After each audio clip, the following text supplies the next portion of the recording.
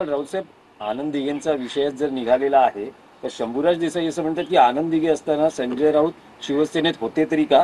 आनंद दिघे असताना संजय राऊत शिवसेने विरोधात लिखाण करत होते आणि आनंद दिघेंनी काय शिकवण दिली हे संजय राऊतांनी आम्हाला सांगून. मग शंभूराज देसाई शिकवणार का काँग्रेस पक्षातून आलेल्या? काय काँग्रेस पक्षातून इथे बेडकासारखी उडी मारलेला शंभूराज देसाई आनंद दिघे किंवा माननीय बाळासाहेब ठाकरे शिकवणार? एवढी महाराष्ट्राची अवस्था खराब झालेली नाही. दुसरा असा आहे त्याने इतिहास वाचावा. ज्या संपूर्ण विषयावर ते खटला चालला, गद्दारांना क्षमा नाही, तो खटला काय होता आणि त्या संजय राऊतांची भूमिका काय होती हे जरा एकदा या बरं का या पोकळ शंभूनी समजून घ्यावं.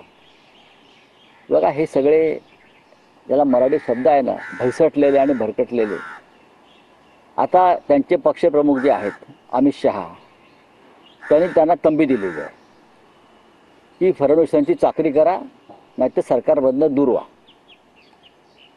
तुमच्याशिवाय हे सरकार चालेल. मला माहिती आहे काय त्यांच्या चर्चा असतात त्या.